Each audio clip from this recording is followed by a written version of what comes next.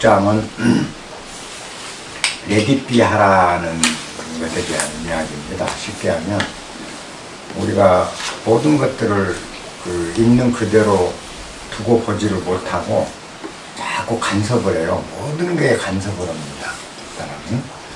이제 우리 자신이 간섭을 하고 모든 사물이나 자녀들이나 또 이웃, 심지어는 나 자신 안에 내면의 세계까지도 그들을 레디비를 못해요. 있는 그대로 놔두지를 않고 늘 우리가 간섭을 하면서 어긋나는 모든 걸 어긋장 내버리게 되거든요. 그게 이제 사실 고통의 원인이 되는데, 노자가 16장에서는 이제 그 레디비, 항상 있는 그대로 두고 보라. 왜 잘못될 것 같아요? 꼭 우리가 그냥 두면 잘못될 것 같고 어긋날 것 같고 또 괜히 망가질 것 같고 이런 우려 때문에 잘 가고 있는 것들을 우리 스스로 간섭을 함으로써 더 어긋나는 삶이 되고 있다라는 걸 15장에서 이제 얘기를 해주고 있네요.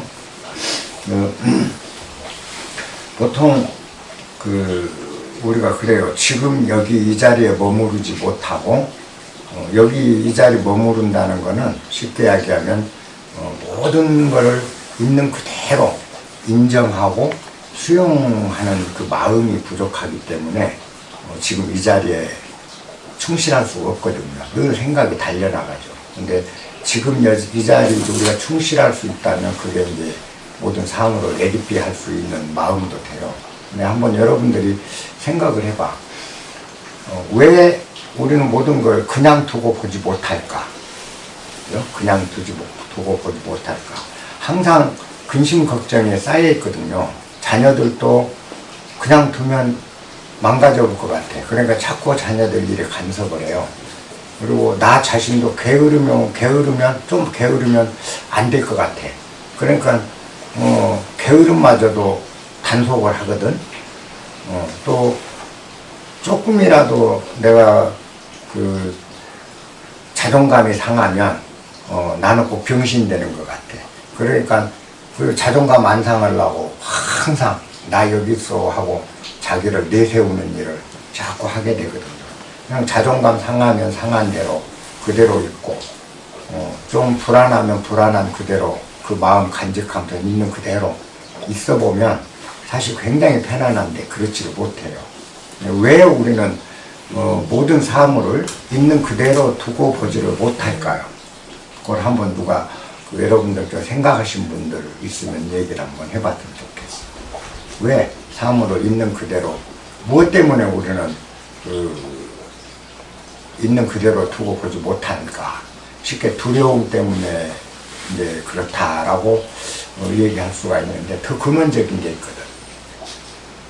어째서 우리는 항상 간섭하려고 하자. 마음이 그렇게 되느냐는 거죠. 그걸 알면 우리가 모든 걸 있는 그대로 두고 볼 수 있는 힘이 생기거든요. 레디비 할 수 있는 힘이. 우리 안에 무엇이 문제가 돼서 모든 사물을 언제나 규제하고 통제하고 간섭하면서 우리는 스스로 고통을 짊어지고 사는가. 왜 더 짐을 그냥 가볍게 갈 수 있는데 남의 짐까지 다 걷어져야 되거든. 근심 걱정하느라고. 그걸 지금 노자가 얘기를 하는데요. 여기 들어가기 전에 우리가 고통의 근원인 딱 하나뿐이에요. 하나 때문에 우리가 고통을 받는 삶이더라고요. 인생살이가 늘 평온과 안정, 평온하고 안정 속에서 고요하게 살아갈 수 없는 인생이 돼버리는 거는 원인이 딱 하나라고. 그게 뭐냐? 편가름을 한다는 거예요. 우리 안에서. 내가 항상 편을 쓴다는 거죠. 내 자신 안에서도 보면 늘 편을 갈라놔요. 자기 자신. 이게 우리가 자기를 가장 괴롭히는 건 자기거든.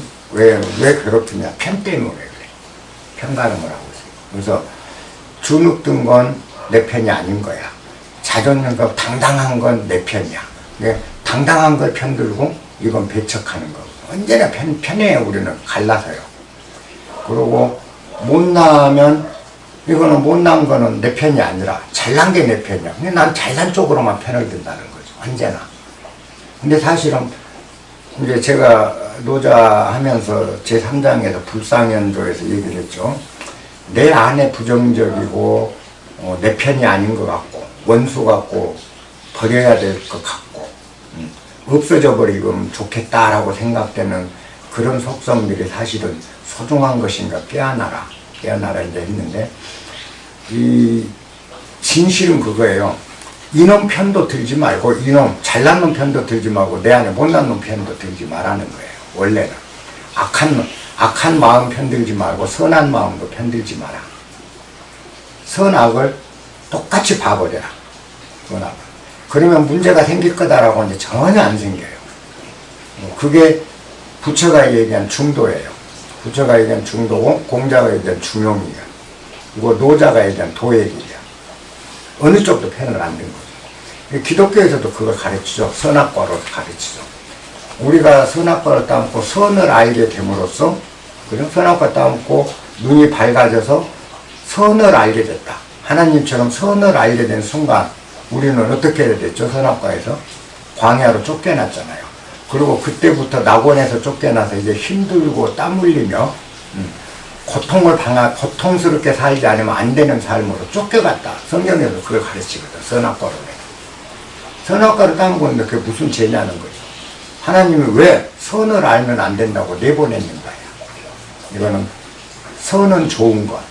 그러니까 자꾸 밖으로 내보이려고 하고 선한 모습을 내보이려고 포장을 하고 과장을 하는 선을 자꾸 포장을 하는 거죠. 그리고 악한 모습은 내 안에 악한 모습은 남이 볼세라 또 포장을 해. 감싸서 포장을 해서 감추고 선은 포장을 해서 다른 모습으로 돼. 실제 선도 아닌데 내가 선한 사람도 아닌데 선한 사람이 항상 나를 내보인다는 거죠. 그리고 내 악한 모습 악하면 악한 대로 신선하게 내보이면 되거든. 나 참 나쁜 사람이에요. 악한 사람입니다. 한다면 상대도 그 사람을 더 인정을 할 수가 있어요. 근데 나는 악이 하나도 없어요. 나는 오로지 선한 사람이다라고 자꾸 선한 모습을 내보인다면 우리가 그런 사람 좋아할 수 있겠는가를 생각해보면 알거든. 그렇지 않거든. 그죠? 사실 있는 그대로 저 정말 거짓말도 잘하고 또 때로는 남한테 힘들게도 하고 남을 괴롭힌 적도 있고 저 그런 사람입니다. 좋은 사람 아닙니다 라고 할 때 그 사람을 신뢰할 수 있는 사람으로 믿는다는 거죠. 근데 우리는 편을 들어요. 선 쪽으로 자꾸 편을 들어 선만 과시하고 악은 감춘다는 거죠. 그러니까 우리가 허위 속에 사는 거예요. 내 안에 악이 많은데도. 그래서 사실은 어느 편도 들지 말라는 거예요. 근데 제가 자주 이제 내 안에 부정적이고 못나 보이고 없어졌으면 좋겠다. 원수 같은 것들, 준우, 버벅거리는 거, 못남, 그죠? 기죽음, 불안, 우울, 초조, 이런 모든 우리가 부정적, 그럼 이쪽은 희망, 그죠? 또 당당함, 충만함, 이런 것들이에요. 근데 이쪽이 좋아 보이니까 이쪽 편만 자꾸 이렇게 들고 우리가 있다 보니까 기울어져 있어서 이 기울어지지 못하게 하려고 이쪽이 더 중요하다고 강조를 하는 거예요. 사실 제가 강조하는 거고. 그래서 여러분들이 이제 이쪽도 한 번쯤 생각하고 소중한 거다. 그 감정 자체가 소중한 거다라고 하면 여기 끌려 올라와서 비슷해지는 거예요. 이쪽 좌와 우가. 비슷해질 때 이제 여러분들이 할 일은 양쪽을 다 넣는 거예요. 봐버리는 거. 그럼 있는 그대로가 되는 거예요. 이제 나는. 그래서 내가 잘난 모습이 보일 때도 있고 못난 모습도 보이고 남에게 있는 그대로 내보이는 거죠. 화날 때는 화내는 모습 보여주고 기쁠 땐 기쁜 모습 보여주고. 근데 우리는 화나는 모습, 남의 화가 확 부글거리는데 남한테 내가 비난받을까봐, 남한테 점수 잃을까봐 화가 나는데도 안 난 척하고 속인다고요. 상대를 속이고 나를 속이고. 그러니까 있는 그대로 화나는 나를 그대로 있는 그대로 있게 못하는 거예요. 내딛기를 못하는 거죠. 그래서 화가 나도 슬퍼서 눈물이 펑펑 나는데 슬퍼서 내가 울면 사내가 울면 남들이 쪼잔하다고 할까봐 슬픈데도 울지 못하는 멍청이가 되고 그렇게 돼서 천둥처럼 화도 내고 슬프면 펑펑 울 수 있는 그런 용기가 우리 속에서 다 사라져본 거죠. 그죠? 우리는 진정으로 비겁해져 버린 거예요. 용기를 잃어버렸어. 왜 그러냐? 감춰야 될 게 이게 많다 보니까 자꾸 감춘다는 거죠. 그 슬퍼할 용기, 남 앞에 눈물 보일 용기도 없고, 남 앞에 당당하게 남 앞에서 기가 죽어버릴 용기도 없다는 거예요. 그러니까 남 앞에서 기가 안 죽은 척, 실제로는 기가 죽잖아. 완전히 죽어있는데 안 죽은 척, 용기를 다 잃어버려요. 그러다 보니까 우리는 자아 실현이 안 돼요. 용기가 없어. 그래서 내 자유의지로 세상을 살아갈 용기를 다 잃어버린 거예요. 요게 아까 그 편들기 때문에 생기는 문제예요. 여러분들이 정말 내 내면에 내 감정에 편을 들지 않고 내 잘남과 못남, 내 안에 선과 악 어느 편도 들지 않으면 있는 그대로 내 모습 당당하게 내보이면서 당당하게 살 수 있어요.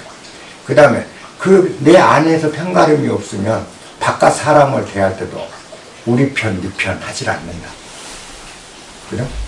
똑같이 돼. 그래서 공자가 얘기한 진정으로 인한 사람, 군자가 그 인을 터득한 자만이 사람을 능히 미워할 수도 있고 능히 좋아할 수도 있다.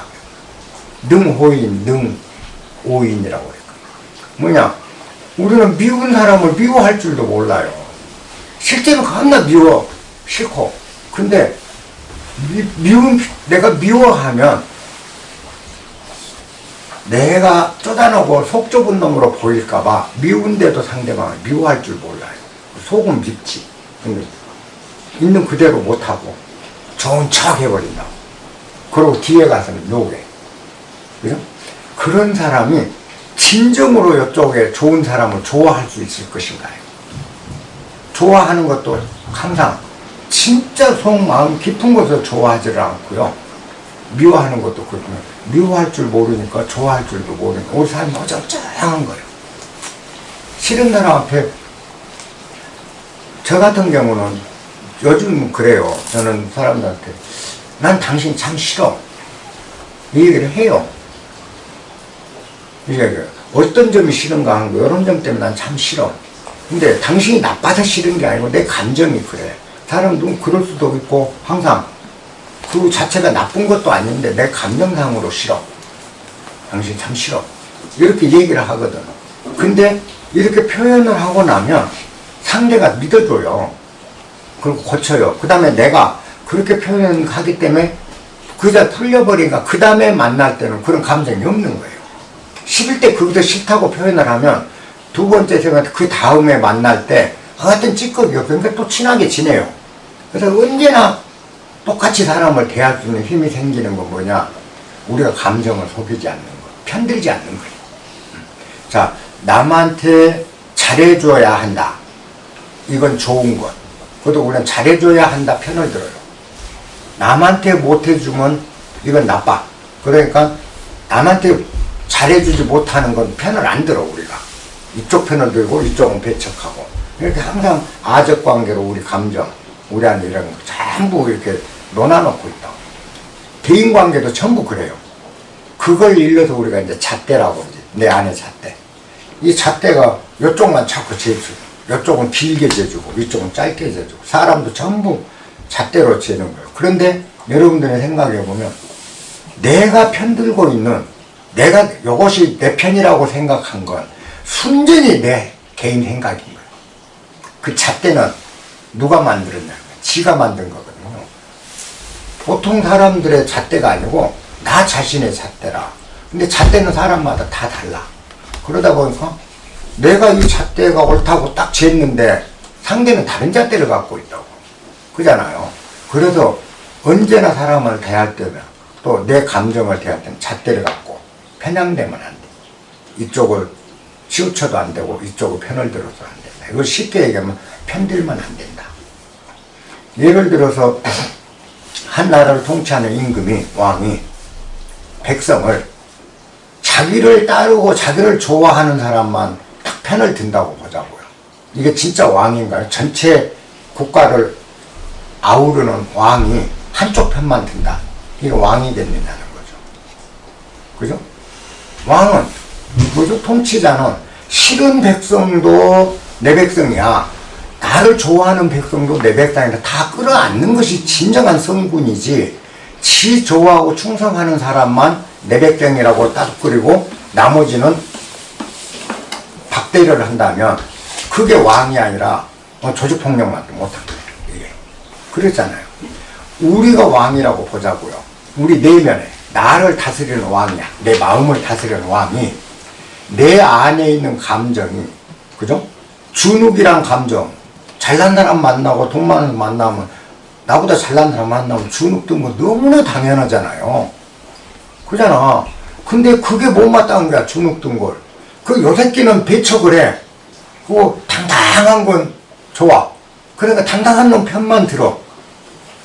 그러면 내가 나를 다스리는, 나 자신을 다스리는 왕이 좋아하는 백성만 거느리고 그놈만 자꾸 껴안으면 싫어하는 백성은 어디로 갈 거냐는 거예요. 그게 스트레스가 되고 그게 우리 몸을 해치고 병마를 일으키고 우리 정신을 병들게 하는 거예요. 그걸 우리가 잊어버리는 거예요. 요것 또한 백성이라. 그잖아요.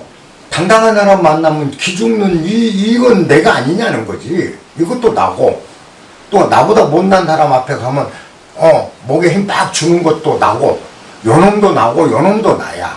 근데 우리는 요건 자꾸 감추고 나오지마 나오지마 누르고, 넌 튀어나오면 안 돼. 요놈은 너 더 뛰어, 더 올라가. 한 나라를 통치하는 임금이 한쪽 편만 드는 것과 내가 내 안에 이놈도 나고 이놈도 나고, 이놈도 내 감정이고 이놈도 내 감정인데 어느 한쪽 편만 드는 거는 무엇이 다르냐? 다르지 않거든요. 그래서 모든 성인들의 가르침이 그거예요. 부처가 중도를 행하라. 좌도 우로도 치우치지 말고 중도를 가라. 중도가 깨달음이다. 우리가 중도를 정확히 행하는 것 그 자체가 깨달음이요 열반이라고 가르치는 거죠. 근데 사람들이 깨달음은 그런 게 아니라고 생각을 해요. 뭔가 찬란한 게 있는 걸로 자꾸 착각을 하는데, 깨달음이라는 건 중도, 어느 편도 들지 않는다. 그죠? 그러면 어느 편도 안 된다면 뭐죠? 모든 걸 내가 수용하는 나가 돼 있잖아요. 모든 걸 수용하는 거지. 여느 편도 아니니까 이 감정도 포근하게 수용하고, 이쪽 못난 것도 포근하게 수용하고, 또 내가 좋아하는 사람도 수용하고, 내가 싫어하는 사람도 싫은 대로 수용한다. 다 모든 내 안의 감정뿐만 아니라 모든 만물을 내가 다 수용할 수 있는 건 뭐죠? 편이 없으면 다 수용을 할 수 있어. 근데 편으로 갈라지는 한 편만 수용하고 이쪽 편은 수용을 못 한다는 거. 그러니까 쭉 전체를 수용한 게 뭐죠? 모든 걸 다 수용한다는 건 어느 쪽이든 똑같이 대접한다는 게 무슨 뜻이냐? 그게 공평해요. 공공에 대해서 공적이 모든 일을 공평하게 대한다. 이게 공평이라. 응? 모든 걸 수용하게 되면 글자 그대로 공평이 절로 이루어지는 거야. 내 안의 공평이. 모든 사람, 모든 감정, 내 감정도 공평하게 대하고 밖에 있는 사물도 공평하게 대하기 시작한다. 수용할 줄 알아. 편이 없으면 저절로 수용할 수 있는 넉넉한 품이 생기고, 그래서 모든 게 품어지니까 모든 걸 공평하게 대하는 이 세상에 공평이 이루어지는 거예요. 편향되지 않아. 임금이 자기 편만 편을 들면 그 밑에 신하도 지 편만 껴안아요. 그게 내로남불이요 불공평이라는 거예요. 그래서 항상 다 껴안아. 그러면 절로 공평이 이루어진다. 이제 그렇게 공평이 이루어진 그 상태가 왕이에요. 그죠? 모든 사물이 거기에 다 기어들어온다는 거죠. 왕이라는 뜻은, 옛날 우리가 왕 하면은 왕관 쓰고 앉아서 호령하고 통치하는 자를 왕으로 생각하는데, 왕의 어원을 따져보면 왕이란 글자의 어원은 천, 하늘, 땅, 사람을 잇는 하늘과 땅과 사람을 이어주는 역할을 하는 자가 왕이다. 그게 왕자의 그 글자 어원이거든. 그러면 그런 사람이 이제 왕이라는 거죠. 왕은 모든 걸 공평하게 대한다. 그러면 모든 걸 공평하게 된 건 왕에 또 하나가 있어요. 뭐냐, 하늘. 그죠? 하늘이 비를 내릴 때 이쁘다고 이쪽 풀은 막 비를 많이 주고 이쪽 풀은 조금 주고 하질 않는 거예요. 똑같이 내리죠. 그래서 각자 자기가 필요한 만큼 물을 좋아하는 식물은 마음껏 물을 더 많이 먹고 물을 싫어하는 물은 나무는 조금 먹고 하늘은 공평하게 내려주고 각자 영양껏 받아먹게. 하늘이 내리는 거 공평. 그래도 왕이 공평하고 하늘이 공평하고 그죠? 그 다음 하늘은 뭐죠? 하늘이 공평한 또 완벽한 공평이 도도 공평한 거예요. 그래서 왕이라는 말, 도라는 말, 하늘이란 말, 그죠? 이제 하늘은 하나님, 뭐 상제 이런 말이. 그 다음에 모든 걸 공평하게 관리한다는 왕, 왕이라는 말, 도라는 말이 다 한 단어라는 거예요. 두 단어가 아니야. 한 단어거든요. 그러면 우리도 우리 자신을 다스리는 왕이고 가족을 다스리는 왕이에요. 근데 부모가 자식을 기르는데 저도 자식 기르는 사람인데 보면 이쁜 놈 있고 미운 놈이 있어. 아니 내 새끼인데도 편을 든단 말이야. 항상 우리 그렇게 철저하게 편만 들게 훈련이 돼버린 거예요. 근데 항상 이 편만 들지 마라. 그러면 모든 사물을 있는 그대로 있게 할 수 있는 힘이 생긴다. 그리고 온 세상을 다 공평하게 대할 수 있는 통 큰 사람이 된다. 그걸 일러서 우리가 모든 돈도 명예도 부도 빈천도 그렇죠? 또 귀족도 서민도 모든 걸 똑같이 공평하게 똑같이 본다는 거죠. 그걸 보고 우리는 초월했다. 돈 명예도 초월하고 부와 빈에도 초월하고 완전 초월자다. 이렇게 얘기를 하잖아요. 그런 사람을 위해서 초인, 초월자, 신선, 별하별 소리를 타는 모든 걸 초월해버린 사람. 근데 실제 초월이라는 게 있냐는 거죠. 초월한 사람이 대단한 것 같지만 내가 초월의 경지에 이르는 게 굉장히 대단한 것 같지만 사실은 그렇게 대단한 건 아니라는 거죠.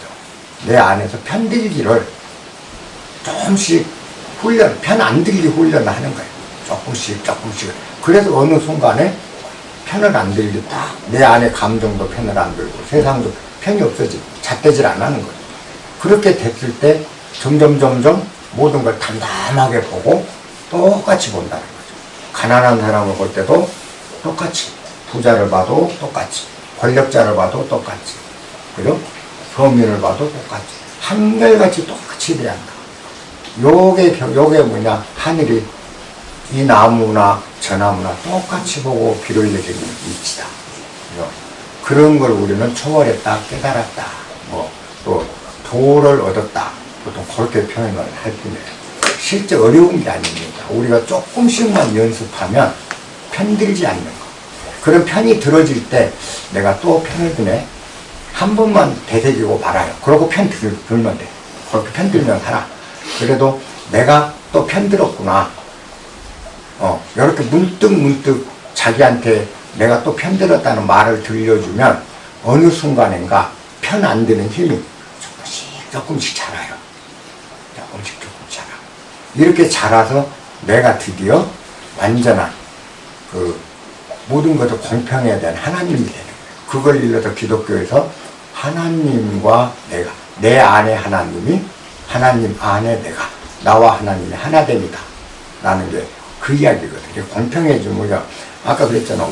나라는 왕이 나를 다스리는 왕이 편들지 않고 모든 걸 공평하게 해야 돼. 하나님 뭐 하시는 거 봤어요? 아무것도 안 하셔. 똑같이 돼버리는 거야. 인간을 대할 때. 기독교에서 믿는 사람은 이뻐하고 안 믿는 사람은 미워한다는데 그건 신이 아닌 거지. 그거는 이제 인간이 만든 신이고 실제 신은 똑같이 돼요. 아무 짓도 안 한다고. 똑같이 돼버려. 그러니까 우리가 그렇게 할 때 그게 하나님 안에 내 안에 하나님이 될 수 있는 비결이에요. 기독교의 가르침이 굉장히 종교화되면서 교회에서 이상하게 가르쳐지기 시작해요. 그러면 그렇게 내가 자라나서 드디어 내 안에 모든 것이 평정이 이루어지고 이제 세상을 공평하게 대하고 내 안의 감정도 평정이 돼버리니까 화날 일도 없고 속상할 일도 없고 언제나 평온과 안정 속에 있는 나를 발견하게. 그것을 일러서 뭐라고 하냐? 지복의 상태다. 지극히 행복한 지복의 상태다. 그래서 불교 열반경에 보면 상락아정. 언제나 즐거움이고 나는 청정하다. 열반의 상태는 상락아정의 상태라고. 상락아정이라는 게 뭐죠? 항상 즐겁고 언제나 나는 고요하다. 상락아정. 그러면 즐거움이라는 게 우리가 뭐냐? 감정이 확 좋아갖고 확 이런 거 막 웃고 떠드는 게 정말 행복이고 즐거움인가 생각해봐. 그건 아니거든요. 그건 아니야. 이건 그냥 즐거움이야. 그죠? 우리가 행복도 마찬가지죠. 행복을 한번 여러분 생각하면 우리 공리주의, 영국에서 발달된 그 근대 철학 중에 그 경제학 중에서나 철학에서 공리주의가 있잖아요. 최대 다수의 최대 행복이라는 공리주의 이론을 한번 생각해봐. 최대 다수의 최대 행복. 과연 행복이라는 게 우리가 행복이라는 게 존재하는가야?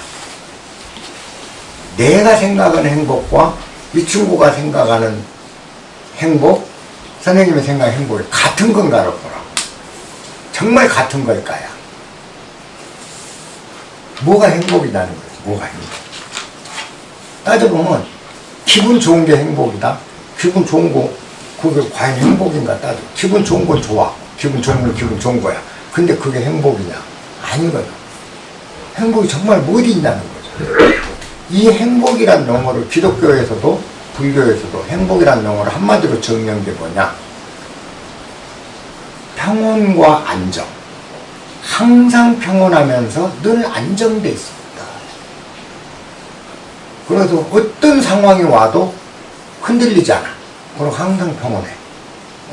나한테 욕을 한 사람이 있어도 욕이 뭐 흔들리는 게 아니라 항상 안정돼 있어. 그리고 평온해. 그러니까 상대가 나를 욕할 때 감정이 튀어나가는 게 지혜가 튀어나가는 게 지혜로서 상대를 제압하게 되고 지혜로 대응을 하는 거야.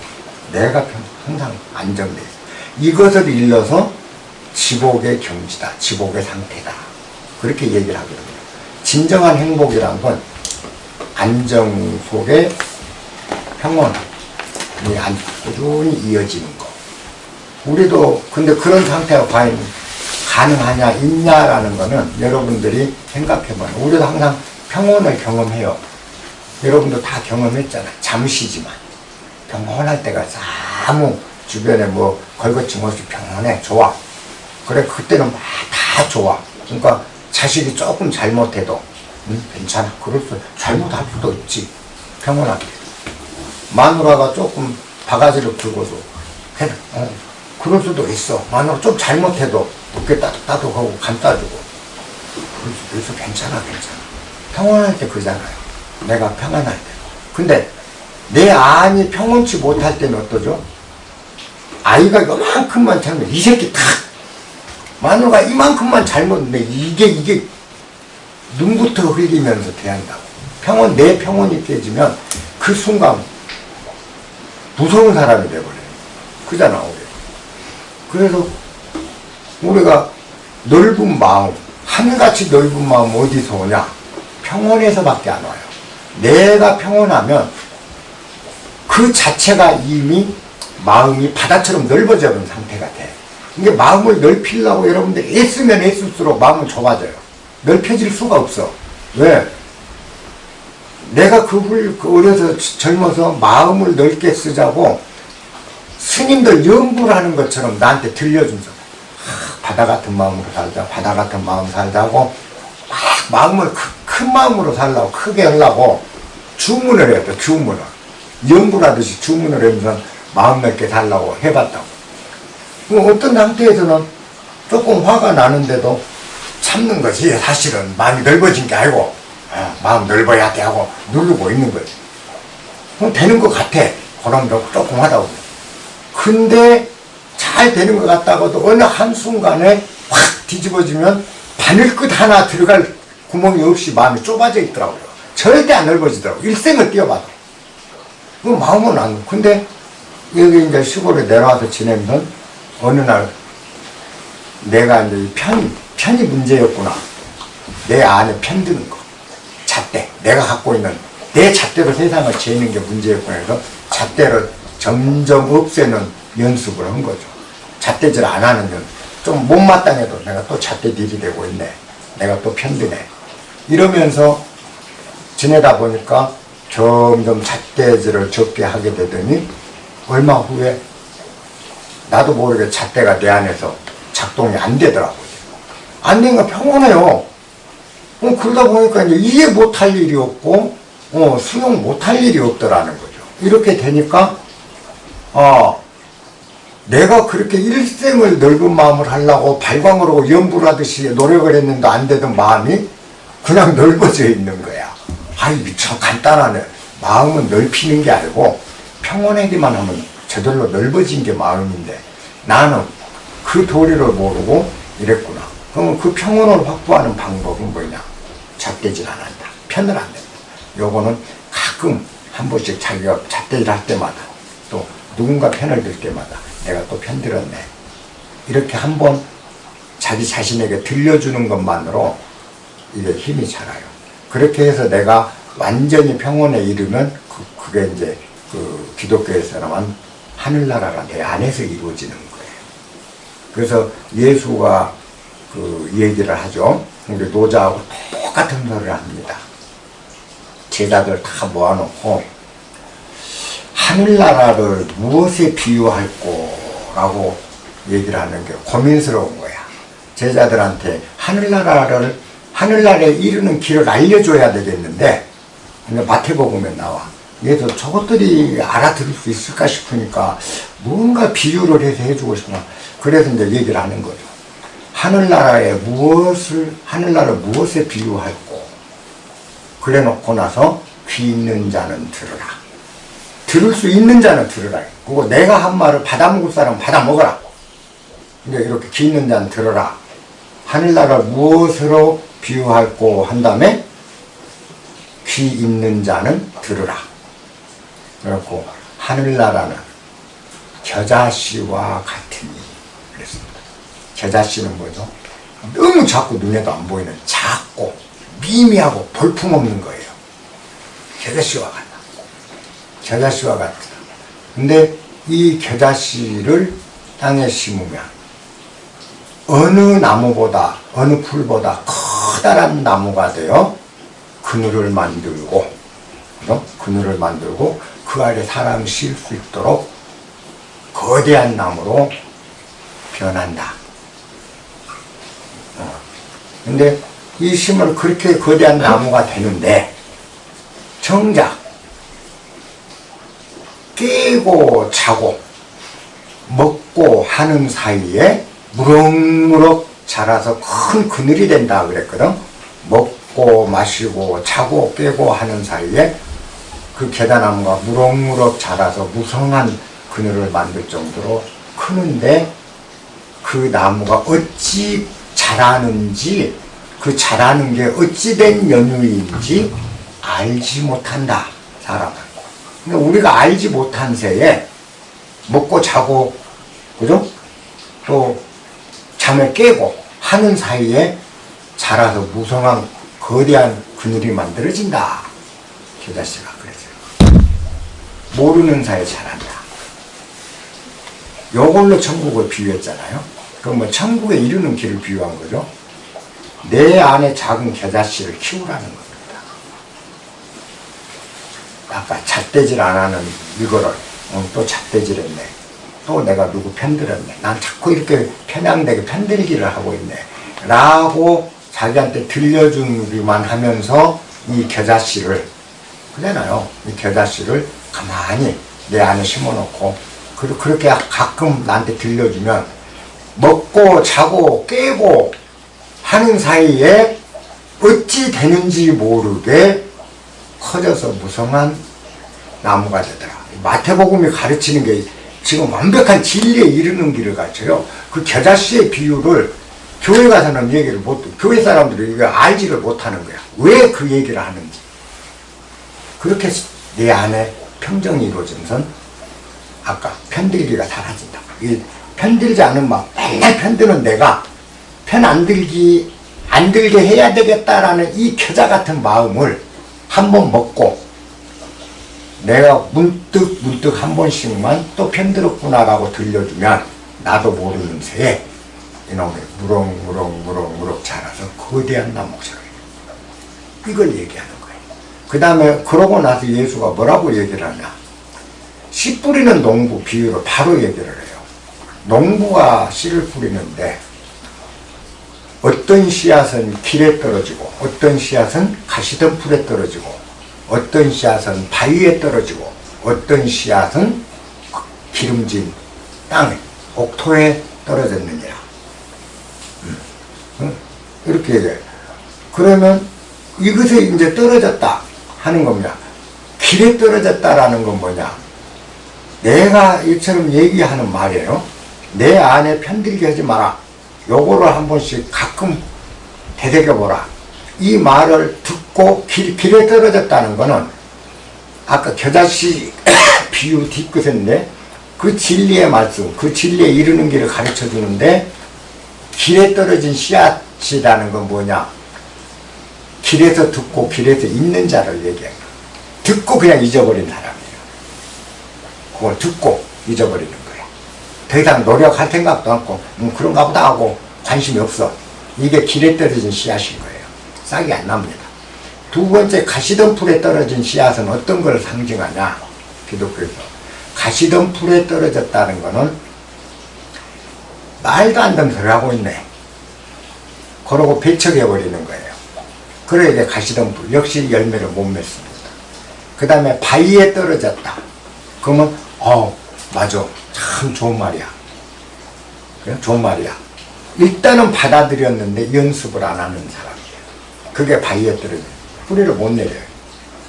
그래서 나중에 맨 마지막 드디어 옥토에 떨어진 씨앗은 그 얘기를 듣고 잊지 않고 가끔 한 번씩 생각날 때 내가 또 편들었구나 하면서 되새기면 자기도 모르게 뿌리가 내리면서 거대한 나무로 자란다.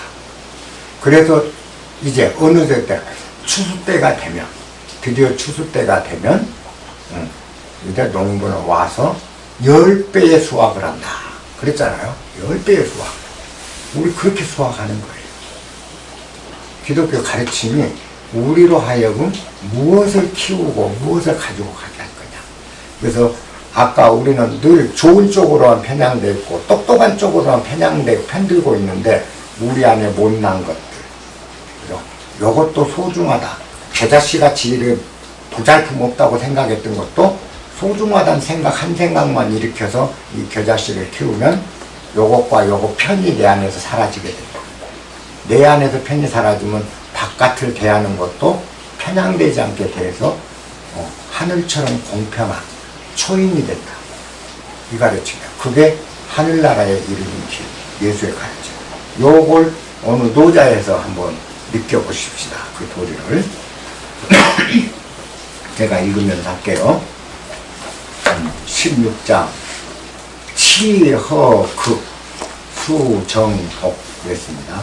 치허극 그러면 비우기를 허하기를 허에 이르기를 끝까지 하고 궁극까지 비우고 마음을 비운다는 거죠. 우리가 비우기를 끝까지 비워내라. 그리고 수정독 고요함을 지키기를 돈독하게 하라 그랬습니다.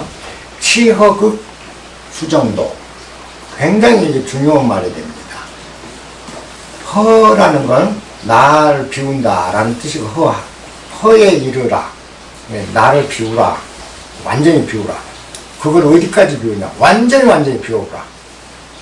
그리고 고요함을 아주 돈독하게 두텁게 충실하게 돈독함을 지켜라. 근데 이랬습니다. 여기서 문제가 딱 나와요. 마음을 비운다는 거, 나를 비운다는 게 뭐냐라는 거죠. 나를 비우는 게 뭘까요? 비운다. 우리가 항상 비워라 비워라 비워라 그리고 나 비우려고 애써.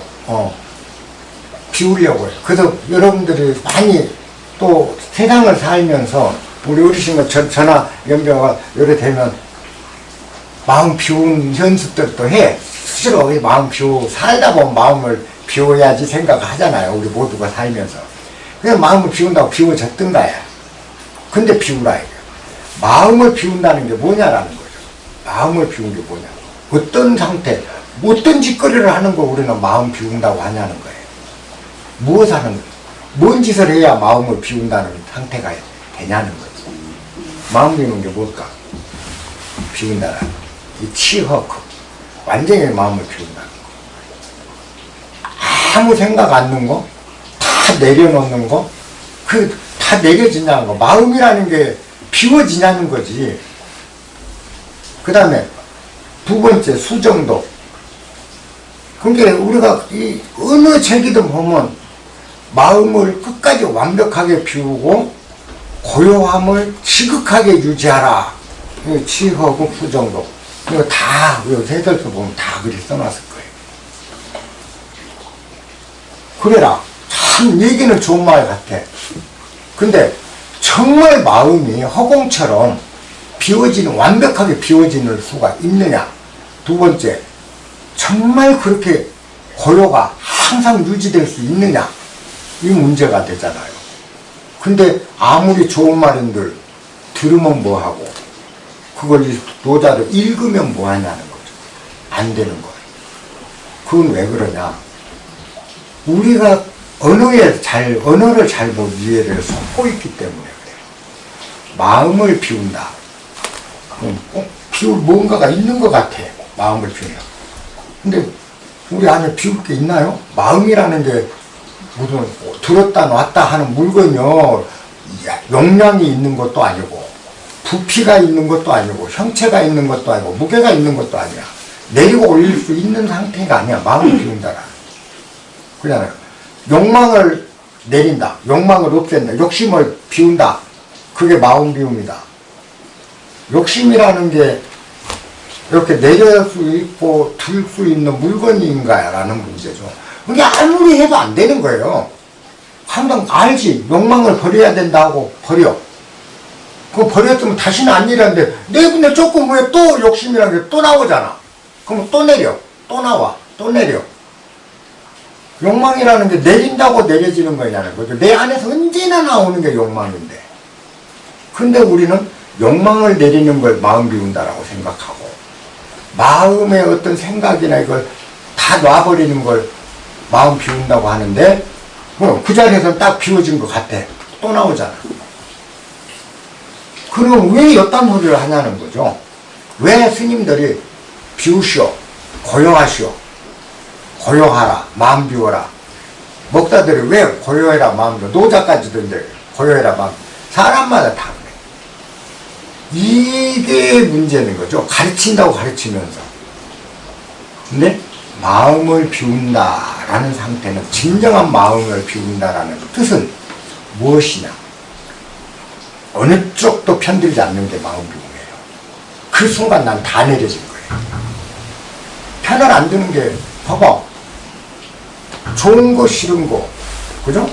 희망, 절망 어느 쪽도 편 안 들어. 그럼 마음 비워졌잖아요. 자, 어느 쪽도 편 안 들면 내 안에 고요가 깨질까요? 언제나 고요야. 요게 치허극 수정독의 요체예요. 그러니까 마음 비우려고 하지 마시고 가끔만 여러분들이 되새겨. 아, 내가 또 편드네. 내가 또 잣대질했네. 요렇게만 하면 어느 순간 요게 점점 잣대질이 적어지면서 어느 편도 들지 않은 공평심이 내 안에 딱 자리해버린다고. 요걸 일러서 치허극 마음을 완벽하게 다 비웠다는 소리고 그 상태가 돼버리면 동요가 없어. 그죠?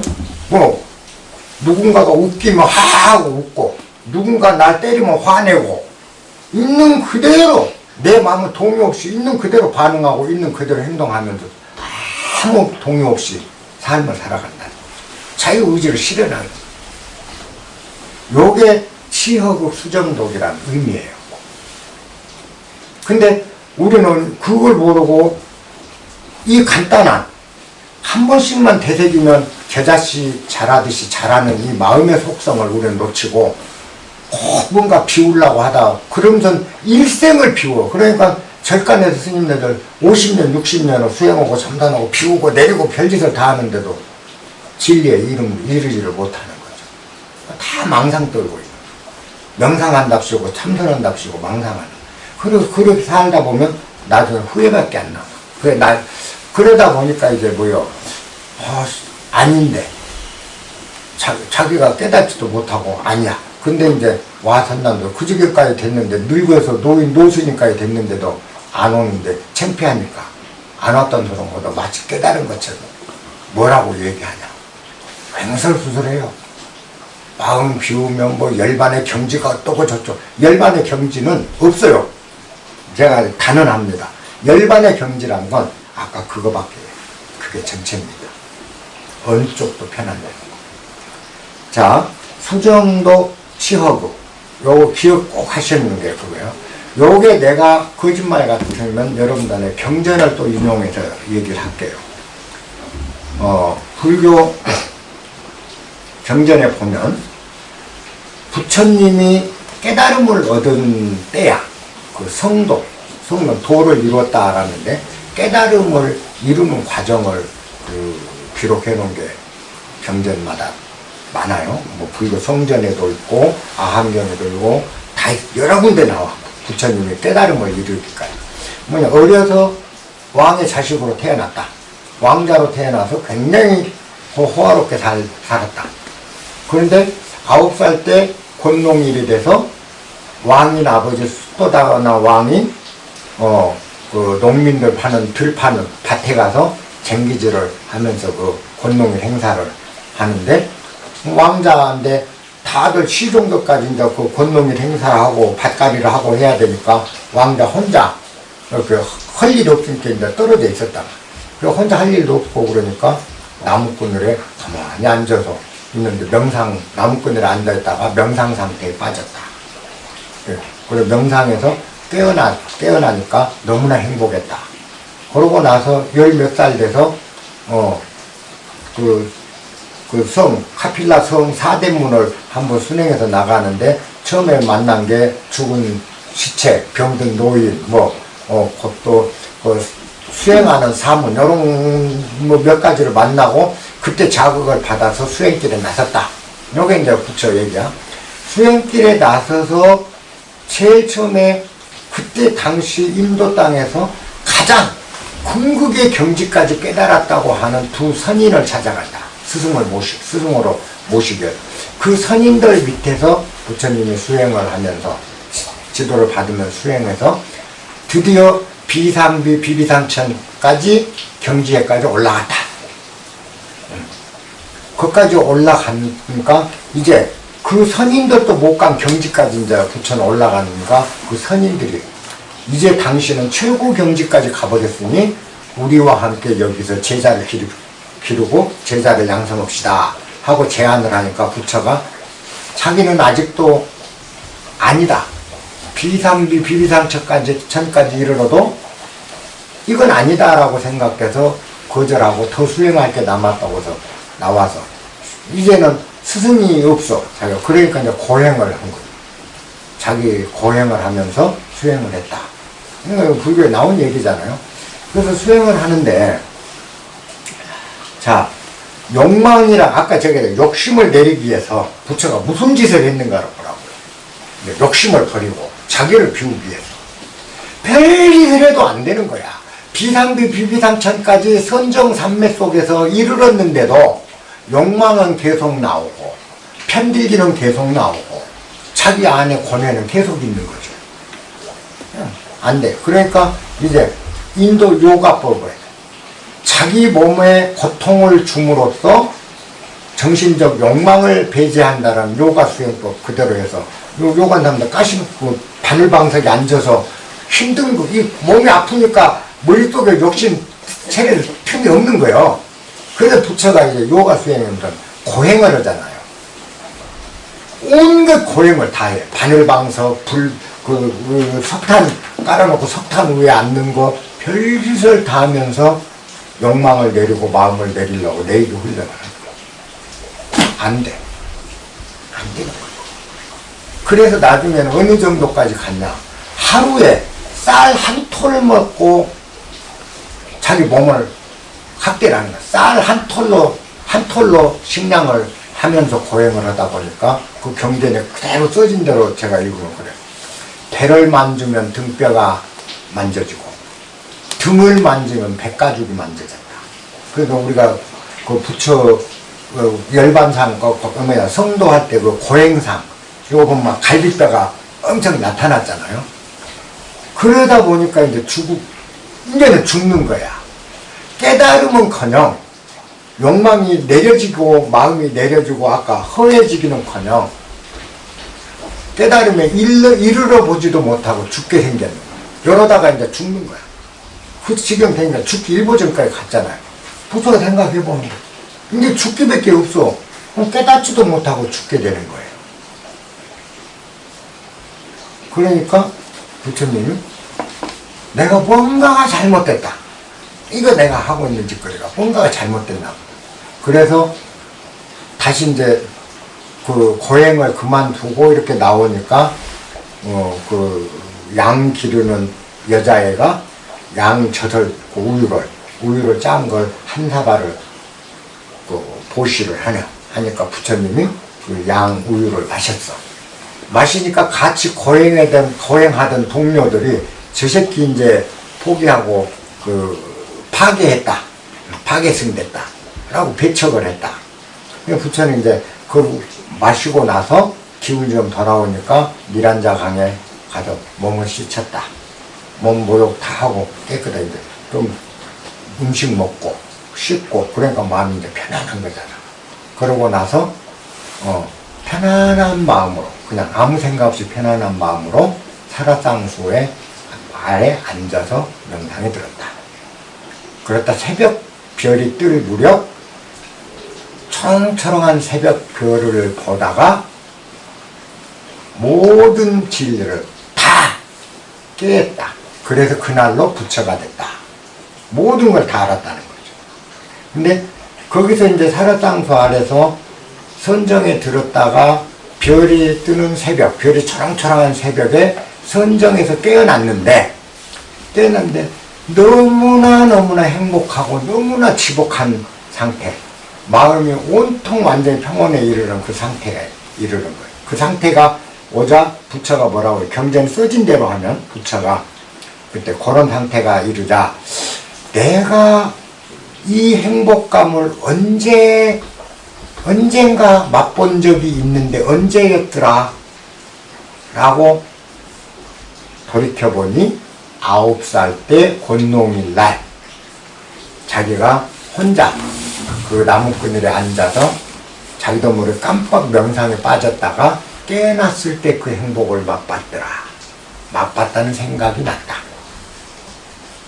그리고 나서 부처가 하는 말이 그런데 그때 나는 왜 이 행복감을 두려워했지? 라는 의심이 들었다.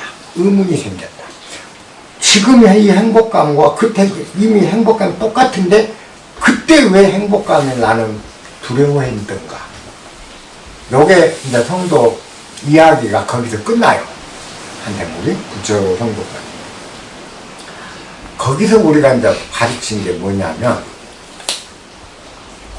행복의 상태라는 거. 행복이 아까 행복한 그 부처가 얘기하는 행복이란 건 고요와 평정이에요. 평정. 고요와 평정. 그죠? 근데 이 상태를 어렸을 때 맛봤다는 거죠. 어렸을 때. 그래서 지금 맛봤어요. 지금 맛보자마자 이제 완전한 깨달음에 이르러 버렸다. 이 얘기거든. 무엇을 깨달았는가라는 거죠. 뭐 거기서 무엇을 어떻게 깨달았는가라는 얘기는 없어. 그렇게 해서 깨달았다라고 돼. 근데 이 부처가 9살 때 명상에 빠졌을 때는 깨달아서 내가 진리를 탐구해서 최종 진리를 깨우친 자가 되겠다는 욕망이나 바람이 없었어요. 아무 생각. 자, 그런 상태, 어떤 바램도 없이 그냥 앉아있다가 명상에서 고요 속에 빠져 들어갔어. 그러고 깨니까 세상이 너무 평온하고 행복한 거야. 너무 잔잔하단 소리지. 잔잔해진 거야. 그런데 이후에 뭔가 생로병사를 깨는 나이가 들면서 진리를 내가 깨달아서 생로병사를 깨트리고 지복에 이르는 길을 찾는 부처가 되겠다. 깨달음을 얻겠다. 라고 땅땅히 마음을 먹고 그때부터 이제 선인을 찾아가서 수행을 했는데 깨달음을 왜? 또 고통스럽게 학대하면서 깨달음을 추구했다. 자, 이때는 마음 상태가 어떤 상태였어요? 깨달아야 된다라는 이쪽에 완전히 여는 편을 들고 있는 거야. 깨달음이라는 편을 자기가 붙들고 깨달아야 되겠다는 편에 서서 선인 밑에서 수행하고 자기 몸을 그렇게 학대하면서까지 온통 6년간을 최악의 경지까지 그 경우까지 당하면서 가는 동안에도 나는 깨달아야 되겠다. 왜? 깨달으면 훌륭하니까. 깨달아야 되겠다는 요놈만 붙들고 있었던 거지. 그럼 뭐죠? 편 들고 있는 거야. 이쪽 편에 기울어져 있는 거야. 그러다 보니까 6년을 그렇게 했는데도 안 깨달아졌네. 그래서 이제 죽게 되니까 더 이상 갈 길이 없잖아요. 이제 죽기 일보 직전에. 그리고 죽어보면 안 돼. 뭐 어떻게 되겠어. 그러니까 다 포기해버린 거예요. 도저히 더 이상 나는 깨달음이라는 걸 얻을 수가 없다. 깨닫지 못할 거다. 그런 게 있지도 않은가 보다. 그래서 이제 완전히 자포자기 상태에 빠져서 우유 얻어먹고 모욕하고 허탄 자포자기 상태. 아무 그것도 이제 욕심. 깨달고 지랄이고 몰라. 딱 놔불고 턱 앉았어. 앉아서 깊은 명상 속에 들어갔단 말이야. 깨어나니까 어릴 때 그때처럼 확연히 온 거예요. 부처가 뭘 깨달았냐는 거죠. 아무도 얘기 안 하는데 여러분들 그거 쉬워요. 부처는 그 순간 그 행복감은 이 행복감이 깨지지 않고 영원히 금강석처럼 영원히 이어져 버리는 거. 요게 진정한 열반인데 항상 어렸을 때 나는 왜 두려워했던가 깨진단 말이지. 그러면 안 깨지는 상태가 뭘까?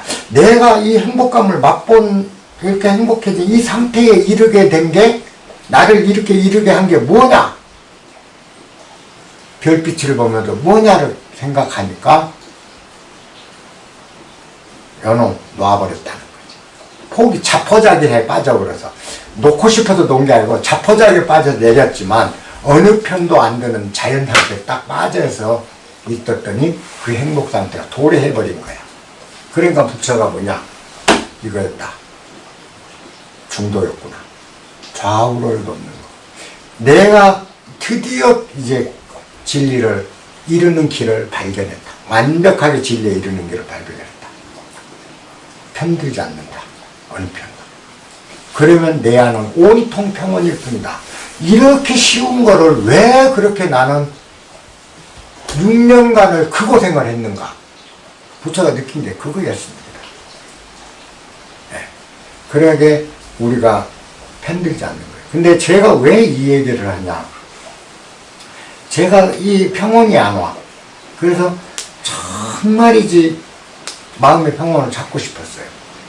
그 어려서 그 오대산에서 스님 밑에서 공부하고 스님 시봉하면서 지낸 적이 있던데 스님이 너는 그 속세에 살 놈이니까 속세에 내려가서 술도 먹고 계집질도 하고 장가도 가고 거기 살다가 50이 넘으면 그때 죽음 공부를 그때 하라. 그건 내려보냈어요. 그 이제 내려서 세속적에 이제 세속에 묻혀서 살았어. 똑같이 여러분들은 다 같이 살았어. 50 가까이 되는데도 이제 그 소위 말하면 불교 영향을 계속 받은 몸이라 보니까 항상 그런 갈증은 내 안에 다른 사람보다 조금 더 많았던 것 같아요. 나도 좀 진리를 깨닫고 싶다는 갈증이 젊은 시절에도 많았어. 근데 뭐 사회생활하면 뭐 수행다운 수행할 수 있습니까? 없잖아요. 덤벙덤벙 하다가 이제 50 가까이, 40대 후반에, 중국가 있으면서 목이 많이 타더라고요, 그때는.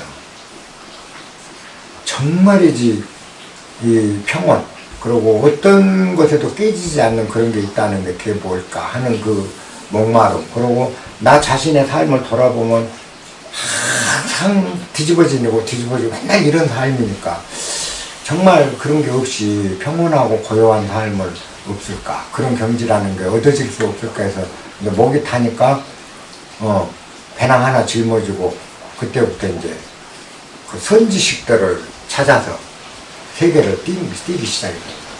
유명한 수도원이라고 하면 기독교든 이슬람교든 상관치 않아. 힌두교 가고, 인도서 아시람이라고 해서 좀 유명한 선인들 있다고 하면 찾아가고, 이렇게 이제 배낭 짊어지고 전 세계 맨발로 뛰면서 가서 한마디라도 얻어 들으려고 그분들 밑에 가서 얻어 듣고, 때로는 6개월씩 수행하고, 그냥 안 와요. 답이 없어. 그러니까 이제 포기했어. 포기하고 들어와서 사업 조금 하다가 50이 넘으니까 저를 길렀던 스님 말씀이 생각나더라고요. 죽는 공부 때가 됐는데, 그러니까 버리고 여기를 내려왔죠. 내려와서 1년간을 이제는 그 조사선, 소위 간화선에 매달려봤어요. 참선, 선선. 어린 턱도 없어요. 그 고요하고, 근데 이렇게 고요하다가도 선정에서 빠져나오다 다시 이렇게 딱 나오면 사람들 부딪히면 똑같아져, 그러. 이미 아주 뭐 산매까지 들어갔다 싶어서, 산매에 들었구나. 깨나갖고 기분 좋은데, 산매에 들었으니까. 근데 얼마 후에 동네 어른들, 동네 사람들, 뭐 친구들 만나고 하고 뭐 똑같아. 돌아가고. 그거 아니요. 그러면 그 상태는 항상 딱 쪼꾸리 앉아 여기 앉아서 여기 있을 때만 열반에 겸지고 거기서 빠져나오면 더러 잡놈이 되는 게 이게 뭐냐는 거지. 아니더라는 거죠. 그 포기 안 돼요. 그래서 나는 진짜 안 되는가 보다. 나는 근기가 이런 걸 알 수 있는 그런 게 아닌가. 나는 그냥 정말 못된 놈이라 이런 게 안 된가 보다. 너무 그러니까 자포자기 상태에 빠져서, 나 같은 놈이 뭘 깨닫는다고, 뭘 알아. 몰라. 이제 농사나 짓고 노가다 하면서 할 거야. 근데 그때부터 수행 포기를 해버렸죠. 완전히 포기해보고 글자 그대로 농사 짓고 노가다 하는 삶으로 그냥 살았어요. 그렇게 한 6개월 사는데 점점 내 자신이 공부가 끝나가고 있구나 하는 느낌이 오기 시작하는 거야. 다 됐구나. 이거였구나. 그게 뭐냐. 바랄 게 없으니까, 그죠? 내 인생이 이제 포기해봤잖아. 자포자기에 빠져. 내 인생의 목표가 이제 50 넘은 죽음 공부를 해서 나가 완전히 깨달은 자가 돼야 된다는 게 목표였는데, 이 목표가 사라지니 차라리 밖에서 그냥 사업하던가 사업이나 할 건데, 그것도 다 내불고, 가족도 다 버리고, 혈혈단신으로 그냥 내려서, 깨달으고 마지막 공부 끝내겠다고 다 버리고, 이산가족 돼갖고, 이제, 콩가루 집안 되고 나는 들어왔는데, 안 돼. 그러니까, 자포자기에서 이제 빠졌으니까. 내한테 희망이 뭐 있겠어요? 돈? 명예? 자식? 어떤 희망도 없는 거예요. 그냥 몰라, 여기로 그냥 하루하루 먹으면 풀칠하고 살다 죽는 일밖에 없으니까 욕심도 없고, 이제 일도 많이 하고 싶지도 않고, 그래서 반일 남의 집 들일 하면 가서 하루 일하면 3, 4만 원 그때 주더라고. 그러면 그놈 받아갖고 뭐 한 닷새 일하면 한 달 먹을 거리가 식량이 넉넉해져. 그럼 남은 25일이 4시간이라. 4시간인데 뭐 할 일이 없어. 그죠? 할 일이 없으니까 걸어서 화계까지 걸어가보고 산도 가보고 섬진 강가에 앉아서 또 거니 앉아서 있어보기도 하고 그냥 그렇게 지내는데 어느 순간에 내 안에서 공부가 끝나가고 있더라. 왜? 이대로 좋다. 이대로 좋다. 이대로 온전하다. 이대로 좋다. 이대로 좋다. 그냥 이대로 가면 된다. 그냥 이대로 가면 된다. 오케이. 이대로 가. 이대로 가. 이대로 가. 이런 마음이 내 스스로 자꾸 안에서 그런 소리가, 그 생각이 일어나더라고요. 이대로 좋다, 이대로 좋다, 이대로 좋다. 그러고 있는데 어느 날 갑자기 옆에서 어떤 아가씨가 선생님 왜 수행하세요? 모르겠다. 요새는 수행도 놨다 그랬더니 선생님 혹시 그 깨달아서 부처되려고 수행하신 거 아니에요? 그렇지. 그렇지. 요 소리 내가 그렇지라고 답한 순간 안에서 울컥하더라고.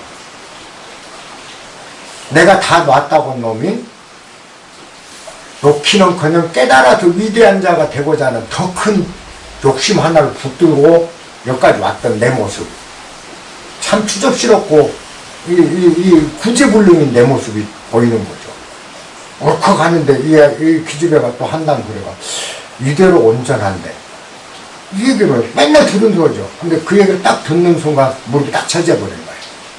내가 아무것도 부족함이 없다라는 거죠. 그래, 더 구하고 말 게 없었다. 본래 내가 깨달아져 있었다. 구하고 말 게 없었다. 이런 거 공부가 끝나버린 거예요. 그러고 나서 아까 불경에 나온 부처님이 달을 보고 별을 보고 깨달았다고 의미를 안 거예요. 왜? 그분이 그랬구나. 내 경은 같은 경. 그러고 나서 예수님을 알겠더라고. 아까 그런 것들. 그런 사소한 이야기들이 다 우리에게 가르친 그 겨자씨가 그런 거거든요. 그 노자를 보면 보이더라. 그러면 치허극 수정독 요 말이 얼마나 난해한지. 근데 이걸 우리 여러분들 모든 책 보세요. 그대로 비우기를 끝까지 비워보고 고요하기를 아주 돈독하게 해라. 되지 않는 걸 지금 하라고 그러잖아. 근데 되는 걸 가르친 거예요. 성인들의 가르친 거예요. 우리가 말귀를 못 알아들었던 거예요. 요 말은 치허극 수정독 요거는 똑같은 말이에요. 치허극이 되면 완전히 다 내려지면 저절로 수정독은 이루어지고, 저절로 우리가 고요해지면 다 내려져. 근데 그 비책은 내 안에 잣대 없다는 거. 그래서 우리가 승찬 스님, 삼조 승찬 선사가 그 신신명에서 얘기를 하죠. 간택하지 마라. 지도 문화, 유혐 간택이라고 얘기를 해요. 도에 이르는 길은 어렵지 않다. 그랬거든. 쉽다고 얘기해요. 그럼 뭐가 문제냐? 간택이 문제다. 오직 간택함만 멀리하라. 간택이라는 선택의 행위죠. 편드는 행위. 그래서 똑같은 얘기를 다 같이 하고 있는 노자로. 요게 여러분들이 치허극 수정독은 잘 그런 의미라는 걸 새기세요. 자, 만물병작 오이관기보. 자, 만물병작 그랬으면 만물이 병작은 일제히 자란다. 만물은 서로서로 일제히 자라는데, 운작하는데, 오이관기보. 그 만물이 자라는, 만물에 무성하게 여기저기 자라는 그 모습을 나는 보면서 그 모습을 보고 그것들이 다 반복되고 있음을 안다. 봤다. 반복이란 뭐야? 나오고 죽고 나고 끊임없이 돌고 돈다. 이 복자는 그 뜻입니다. 만물들이 이렇게 무성하게 서로 자라고, 만물에 막 서로 어울려 자라는 이 모습, 병작하는 모습을 보고 나는 그 이 만물들이 늘 순환 반복하고 있다는 것을 관찰했다. 그죠? 나고 죽고, 우리 사람도, 들툴도, 나무도 다 끊임없이 반복 순환. 이 복자는 관기복은 반복 복자입니다. 반복한다. 그렇게 만물은 반복되고 있다라는 것을 나는 관찰했다. 부물운운 각 복귀기근 그랬습니다. 이 말은 그 말입니다. 저 만물들은 여기도 요 운이 문제인데요. 요 운은 무성하게 자란다 대부분 그렇게 해석하는데 무성하게 자란다 하나로는 안 돼요. 이거는 뭐냐, 각양각색의 종류를 운운이라고 해요. 저 만물들은 종류도 각양각색이고 서로 어울려 무성하게 자란다. 요 두 가지 의미가 같이 포함돼야 돼요. 근데 저 만물들은 수많은 종류들이 서로 어울려서 밀고 당기고 하면서 자란다. 요게 부물 운운이에요. 저 만물들은 종류도 많고 여러 가지 특징적인 각각의 사물들이 서로 어울려 무성하게 자라는데, 그 자라면서 각 복귀 기근, 각각 그 만물들은 개별 그 만물들이 다 그 궁극에는 그 근원초로 돌아간다. 여기서 기근할 때 그 뿌리로 돌아간다를 뿌리보다는 근원초로 해석하면 돼요. 왔던 곳으로 돌아간다. 근원초로 돌아간다. 그건 뭐죠? 봄에 풀이 쭉 나서 자라다가 겨울 되면 쓰러지고 어디로 가 있죠? 근원초에 뿌리로 가 있잖아요. 그랬다 봄 되면 다시 도는 거죠. 요거예요. 그리고 나무 씨앗, 나무가 자라죠. 단풍나무 자라면 단풍나무 씨앗에서 나무로 성장해서 쭉 했다. 요거는 죽고 다시 단풍나무 어디서 나오죠? 또 씨앗에서 나오잖아요. 언제나 근원처로 돌아간다. 우리 삶도 마찬가지입니다. 우리도 자연물입니다. 인간도 자연물이에요. 저 나무나 풀하고 하나 틀림없는 자연물입니다. 우리 자연물 아닌가요? 똑같아요. 생명이라는 현상이나 같습니다. 그러면 우리도 똑같이 순환하고 있다. 그럼 어디냐? 우리 본자리로 죽으면 어디로 가냐? 허무할 거 없어요. 언제나 본자리로 갑니다. 나무가 성장이 다 끝나면 다시 날 씨앗으로 남겨지듯이 우리는 언제나 본자리가 있어요. 그 자리에서 다시 나오고 다시 들어오고 다시 나오고 다시 들어오고 모습만 형태가 다릅니다. 단풍나무 요거 자라고 그놈이 씨름해서 또 다른 단풍나무가 나오는데, 단풍나무는 단풍나무인데 앞에 자랐던 단풍나무가 요놈이 갔냐? 안 갔잖아요. 내가 죽어서 다시 윤회해서 또 온다. 그러면 전생에 나와 이 생에 내가 갔냐? 틀리냐? 같다고도 할 수 없고 틀리다고도 해서 안 돼요. 전생에 내가 지금 바깥인데 전생에 내가 일본에 나카무라였다면, 나카무라 가문에 났다면 나카무라가 내 성이냐 바카가 내 성이냐는 거죠. 그럼 나카무라하고 내가 같냐 틀리냐? 같다고도 못하죠. 다른 놈이잖아요. 근데 또 근원적인 문제로 보면 같은 놈이잖아요. 같은 놈이기도 하고 다른 놈이기도 하고. 그게 우리의 윤회 현상이에요. 윤회도 분명히 있습니다. 그러니까 이렇게 항상 돈다 우리도. 그래서 요 말은 그 말이에요. 저 모든 사물, 인간을 포함한 모든 만물들은 종류가 무지하게 많고 이 종류 많은 것들이 서로 어울려서 자라고 있는데 그것들이 항상 돈다. 항상 도는데 언제나 그 순환하는 과정에서는 근원 자리로 들어간다. 근원으로. 자기의 각각의 근원처럼. 그래가고 다시 나오고 들어가고 한다. 이 얘기입니다. 그래서 근원에 이르는 것을 일러 고요함이라 한다. 자, 이렇게 돌아서 근원에 간다. 우리가 죽는다는 거는, 우리가 죽음을 두려워하는 이유는요, 고요하기 때문이에요. 아까 수정도 가라고 그랬잖아요. 수정도의 원리라서 내가 양쪽에 편이 없어져요. 어느 편듦이 없어. 없어서 내 안이 딱 평정되는 걸 이제 고요, 선정이라 하는, 진정한 선정은 그걸 얘기하거든요. 그래서 내가 이제 고요가 확보되는 거는, 이 고요라는 거는 우리가 잠잠한 아무 소리 없는 게 고요가 아니라는 걸 이제 알겠죠? 어느 편, 우리가 생동하게 살아가는 거예요. 고요예요. 그런데 편이 없는 거야. 다 받아들이는 거죠. 그래서 요렇게 이제 우리가 죽어서 갔을 때 고요 상태라는 게 정막강산이 절대 아니라는 뜻입니다. 부처의 열반은, 부처가 열반이라는 건 죽음이잖아요. 그럼 죽음 이후의 세계를 열반경에서 얘기할 때 제자들이 묻거든요.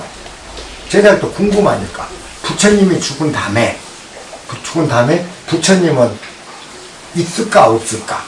죽은 다음에 혼이 있을까 없을까? 막 별 생각이니까 물어요. 그때 부처는 아무 소리, 혼이 있다 못다 안 하고 단 한마디로 대답해. 상락아정이다. 언제나 즐거운데 나는 언제나 깨끗한 상태로 있다. 이렇게만 얘기하고 말아요. 그건 뭐죠? 상락, 즐거움이 있다. 그죠? 아무것도 없는 고요가 아니라 즐거움이 있다. 오직 즐거움. 다른 건 없다. 깨달아서 완전히 부처가 된 다음에 정멸에 이르면, 죽으면 아무것도 없는 고요가 아니라 생동감 있고 즐거운 상태에 머무르게 된다. 라는 거죠. 생명력 있고 활동적인 상태인 거예요. 우리 죽음 이후에 겁낼 일 없어요. 여러분들이 양쪽 편들기만 안 하면, 그래서 여러분들이 편이 완전히 내 안에 사라지면 눈에를 벗어납니다. 눈에 안 들어가요. 왜? 자유우주로 지금 세상을 이제 내 마음대로 살고 있잖아요. 죽음도 내 마음대로 할 수가 있는 거죠. 그래서 죽은 후에도 내가 찾아가요. 그 길을. 그래서 다시 태어나고 싶은 달라이라마 같은 경우 그런 거죠. 다시 태어나고 싶으면 다시 태어나고. 그러니까 이제 요게 근원초로 돌아갔대. 근원으로 돌아가면 항상 고요다. 자, 육신을 벗으면, 여러분들이 육신을 벗어버리면 그때 배고픔이 있겠습니까? 욕망이 있겠습니까? 육신 때문에 욕심이라는 게 있잖아요. 육신 때문에 배고픔도 있고 돈도 필요하고. 육신을 벗었을 때는 돈 필요 없잖아. 명예 필요 없잖아요. 그죠? 그럼 뭐죠? 기울어짐이 없는 거예요. 그 상태가. 그래서 근원초로 돌아가는 걸 일러서 정이란다, 고요란다. 죽는 건 고요예요. 근데 그 고요가 아까 얘기했던 정막강산은 아니라는 거. 걱정할 일은 아니라는 뜻입니다. 자, 그렇게 되는 걸 일러서 복명, 복명이라 한다. 여기서 이제 복명은 천명에 복귀한다. 보통 그렇게 생각하는데, 복명이라는 거는 명령을 받든다라는 뜻입니다. 그러니까 이것을 일러 하늘의 명령, 도의 명령, 뭐라고 해도 좋아요. 우리에게 주어진 법칙, 원칙, 우리 이 우주 순환 법칙이라고 해둡시다. 그런 법칙을 내가 받아들인다는 뜻이야, 복명은. 그렇게 되는 것을 일러 복명이라 한다. 근데 근원초로 돌아가서 고요해지는 걸 일러 우리가 보통 명령을 받든다. 근원초로 돌아가는 걸. 그래서 우리가 죽고 나는 것 자체는 하늘의 명령을 받드는 행위이기 때문에 아무리 그걸 우리가 어길래도 어길 수 있는 게 아니다. 우리는 받아들일 수밖에 없다. 복명이라는 거죠. 그게. 자, 그래서 그렇게 되면서 그 귀근, 원래 뿌리로 돌아가는 걸 고요라고 하고, 그렇게 뿌리로 돌아가는 그 자체가 바로 하늘의 명에 순종한다라는 뜻이다. 자, 복명이라는 것이다. 복명이 상다. 자, 사람이 그렇게 해서 죽고 나고 하면서 하늘의 뜻대로 내가 거역할 수 없다라는 거. 죽고 나고 근원적으로 가고 하는 거는. 이 명을 받드는 거죠. 우리는 그 자체를 일러 상이란다 하는데, 상은 여기서 상식이야. 우리가 생각해. 이건 절대 그 진리는 특별한 게 아니에요. 그건 너무나 통상적인 일이고 정상적인 일이라는 거죠. 상, 여기다 요거 상자는 아주 난해하게 생겼어. 정상이야, 정상. 정상적인 일이야. 그러니까 그렇게 복명하는 거, 우리가 돌고 돌 때 우리 근원초로 돌아가는 것, 그래서 그 근원초로 돌아가는 행위 자체가 고요요. 그 자체가 허요. 그 자체가 복명이거든. 그 상태는 뭐라고 이름하든 복명이라고 하든, 그죠? 허라고 하든 정이라고 하든 관계없어요. 근데 그렇게 되는 것, 그 자료가 그렇게 돌고 도는 것이 바로 통상적인 일이다. 상태라는 거죠. 정상적인 일이다. 자, 요건 뭐죠? 우리가 상식선이다. 상식은 특별한 게 아니라 모든 사람에 통용되는 게 상식이잖아요. 그리고 그건 상식이다라는 거죠. 자, 그게 상식이다. 자, 치상왈명, 그와 같은 상식, 그렇게 돈다는 게 이게 상식이지 다른 게 아니다. 그 상식, 그런 상태를, 그런 상식을 아는 것을 일러 우리는 밝은 사람이라고 한다. 밝다고 한다. 명이라고 한다. 그러니까 눈 뜬 사람, 깨어난 사람, 밝은 사람 그걸 얘기하는 건데 깨달음은 다른 게 아니고 그 상식을 아는 거다. 이렇게 별거 아니다는 거죠. 상식을 아는 거죠. 자, 부지상, 그 상식을 모르면 이렇게 도는 것이 너무나 통상적인 일인데도 우리는 특별한 일로 생각한다는 거죠. 근데 그렇게 이런 이 상태를 모르는 거, 그런 상식을 모르는 거, 부지상, 정상적인 거를 비정상으로 아는 게 잘못인 거죠. 그게 부지죠. 부지상, 그 상태를 알지 못하면 망작, 어리석게 행동해서 망령되게 행동을 해서 늘 흉한 일을 짓는다. 흉한 일을 짓게 된다. 우리가 상식을 알면 그런 짓을 않는 거죠. 치상용. 항상 돌고 우리는 근원처로 데려가고, 요게 상식이라는 거. 그리고 요게 정상이라는 거. 이거를 우리가 알면, 그죠? 항상 이렇게 다. 어디에 무엇이 편들 일이 있고, 어디에 버릴 일이 있는가야. 그죠? 그 상을 알면 포용이다. 이제 편들 일이 없어지니까, 지상용. 드디어 포용하는 마음이 생겨요. 모든 걸 포용할 수 있는 내가 된다. 지상용. 포용한다. 모든 것을 포용하게 된다. 그죠? 지상을 하게 되면, 상식을 알게 되면 용이 생긴다. 포용이 생긴다. 그 모든 걸 내가 끌어안고 받아들이고 내 안에 평등하게 받아들인다. 이렇게 용, 내, 공. 그래. 용이 곧, 그 포용이 곧 공평이다. 그게 곧 공평이다. 이제 평등이고. 부처가 얘기하는 무상정등각이죠. 더 위 없는 평등한 깨달음, 무상정등각. 자, 그 포용 자체가 바로 우주의 공평 논리다. 공평이다. 자, 공내왕. 그 공평이 바로 왕이다. 왕은 모든 만물이 귀속되는 것을 왕이라고 그래요. 모든 만물이 귀속되는 것. 그 모든 만물을 주재하는 것. 그게 왕이에요. 왕은 곧 하나님이라는 뜻이고, 우리 통치자도 하나님처럼 그렇게 통치를 해야 돼. 편들면 안 돼. 누구 편 나눠진 통치자는 여러분들 쫓아내야 되는 거예요. 정말 그건 아니에요. 온 백성을 껴안을 수 있는 왕. 요게 왕이라는 거죠. 그래서 공평함 자체가 왕이고, 왕내천. 그와 같이 공평한 왕이 바로 하늘이라는 거죠. 하느님이라는 거죠. 그리고 천내도. 그런 하늘이 바로 도다. 그러니까 왕이라는 소리나 용이라는 소리. 자, 지상용 그랬죠. 상식을 아는 거. 우리가 언제나 근원자를 돌아가므로 피우칠 필요가 없다. 이걸 아는 것이 모든 사물을 받아들일 용, 지상하면 용이 되고, 자, 용, 내공. 용이 공이란 소리고, 공이 왕이란 소리고, 왕이 천이란 소리고, 천이 도란 소리다. 그러면 상식을 아는 것 자체가 이미 포용력이 돼버렸잖아요. 포용이잖아요. 상식을 알면 저절로 포용해버리게 되거든. 근데 상식을 아는 자체가 이미 포용이요. 그 포용은 뭐죠? 이미 공평이 이루어져 본 거죠. 공평이 이루어졌으니 이미 왕이고, 이미 하늘이고, 이미 깨달음이요. 도야. 그래서, 자, 천내도. 그게 도야. 그게 깨달음이요. 공평해지면 이미 도가 완성돼 버린 거죠. 천내도. 그러니까 뭐요? 도내고. 도는 변치 않고 오래 간다. 도는 절대 변함이 없다. 이제 그렇게 되면 공평하니까 내가 이미 도가 돼버리는 거예요. 내 자치야. 도, 오래가. 그러니까 뭐야? 몰신불태. 몸이 없어져도 위태로움이 없다. 죽을 때까지 어떠한 문제도 안 생긴다. 여기 오늘 가르침이에요.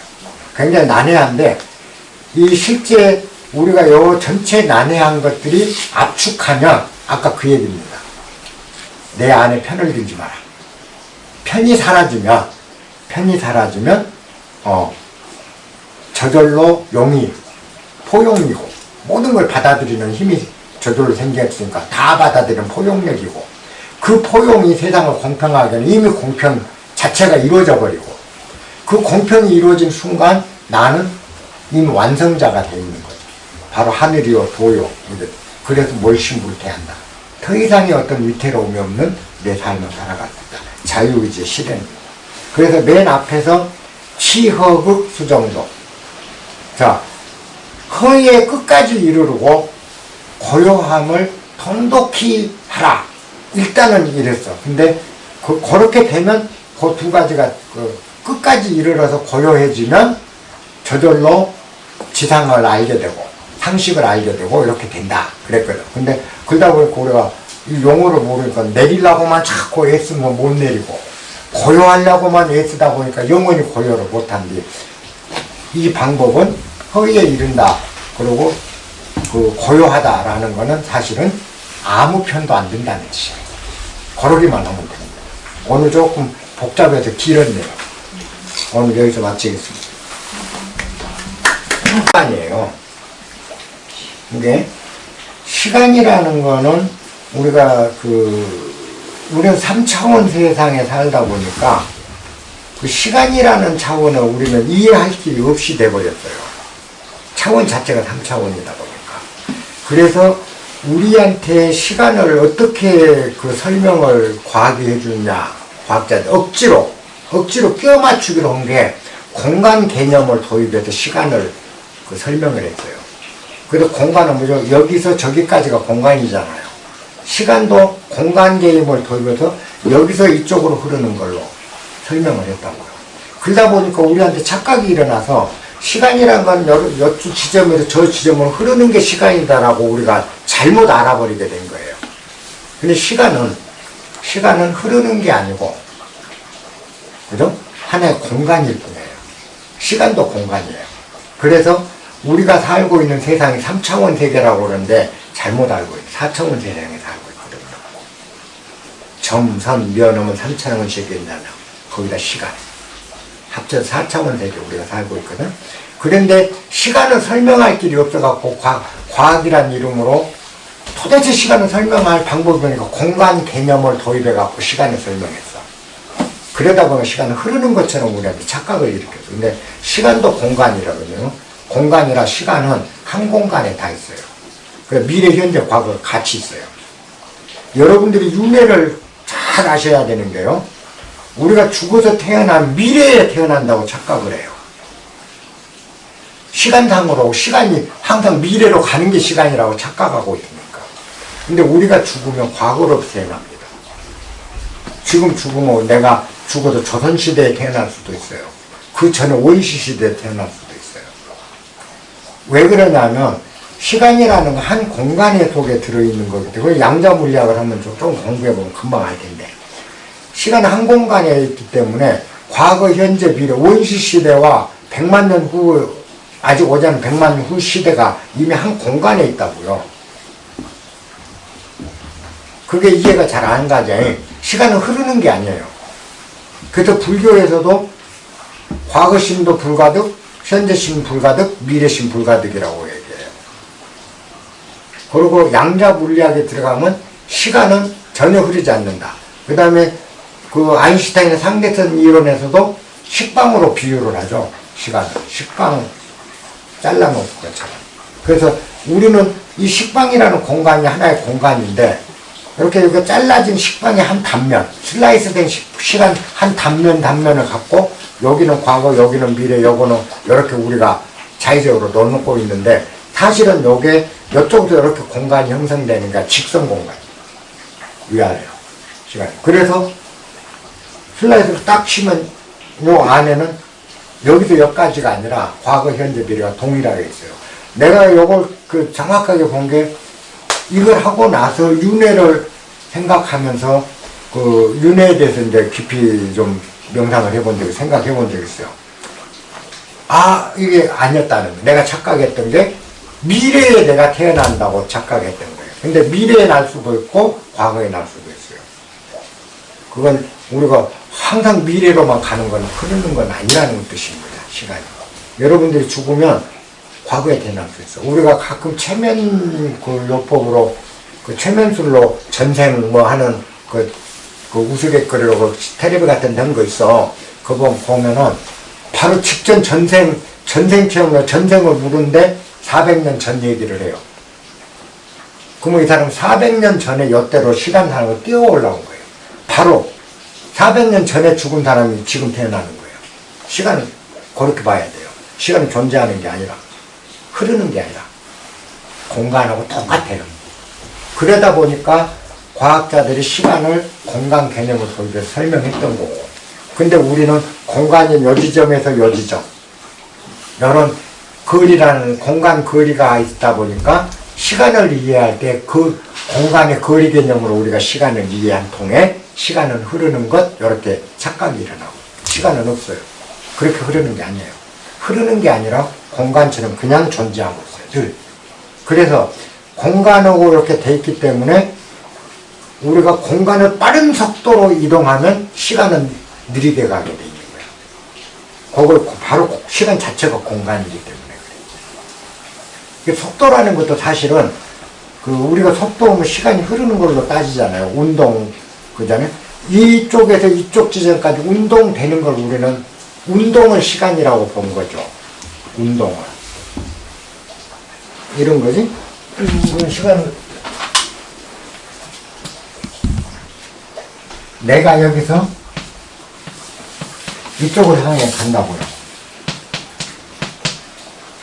내가 여기서 여기로 온 것, 이 지점에서 이 지점으로 이동한 것을 우리는 일러서 시간이라고 해요. 시간이 있는 게 아니라 내가 여기서 여기까지 이동하는 이동 운동을 시간이라고 한다니까. 그 시간은 공간이에요. 시간이 존재하는 게 아니라. 요걸 보면 요건데 요걸 세우면 돼요. 이런 여기서 우리는 이렇게 가고 있는 건데 차원론에서 보면 이렇게 돼 있다고요. 그래서 이걸 딱 자르면 여기서 과거고 현재고 뭐 한 것 같지만 다 현재일 뿐이에요. 시간이 여기 흐르는 게 아니기 때문에 언제나 현재예요. 이 속에가 다 있다고. 내 모습이 어릴 때 모습, 지금 모습, 늙은 모습, 과거생의 모습 다 한 속에. 그래서 부처가 깨닫고 나서 딱 알고 나니까 수억급 이전에 자기 전생을 다 한 번에 봐버렸다. 그 뭐요? 한 자리에 다 있기 때문에 다 볼 수 있는 거예요. 우리가 전생 아는 건 쉬워요. 그렇게 돼요. 시간은 흐른다는 개념 때문에 잡기가 어려운데, 제가 권하고 싶은 게요, 그 책 한 권 사주시죠. 상대성 이론하고, 양자 물리학 기초. 그건 딱 읽어봐. 그러면 시간 개념을 잡을 수 있어. 아, 시간이란 게 였단 거구나. 이게 말로 설명이 어려워요. 우리가 왜냐하면 3차원 세계가 X축하고 Y축 이렇게 원화지잖아요. 그러면 여기 이제 공간이라고. 그죠? 공간. 여기에 한 축이 우리가 사실 4차원 세계, 여기 시간이에요. 그렇게 보면 요거 이제 시간 T.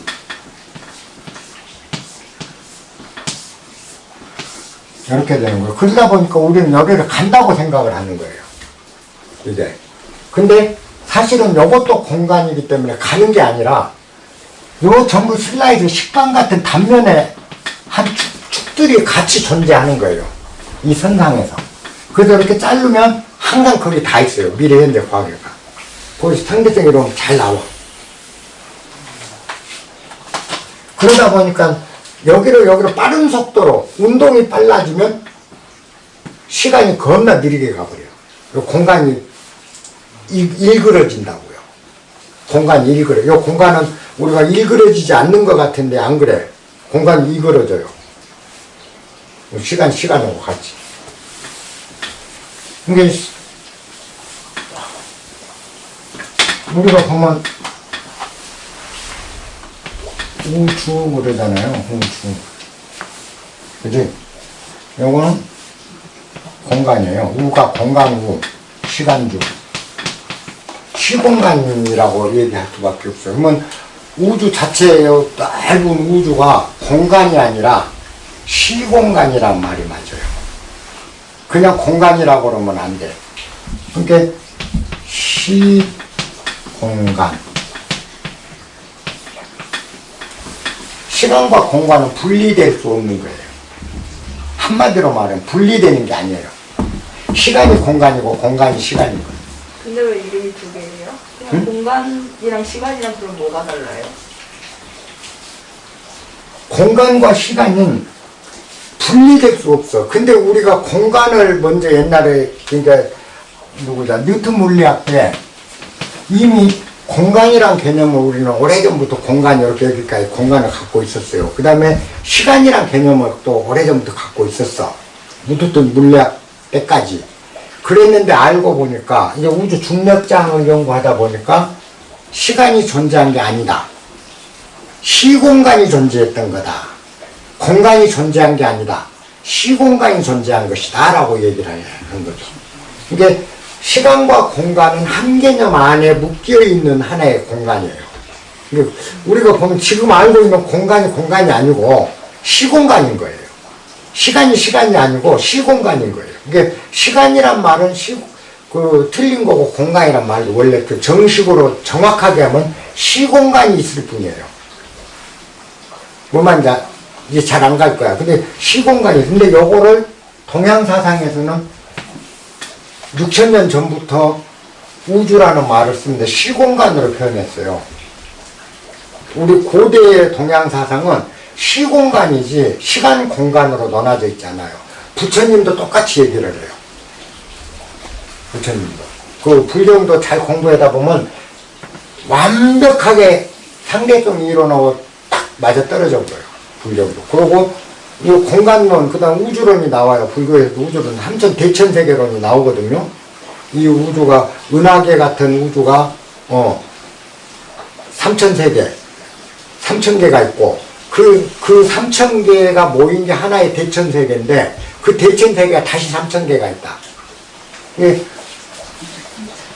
3,000개의 은하계 같은 그 행성이 모여서 하나의 대천을 이룬다고요.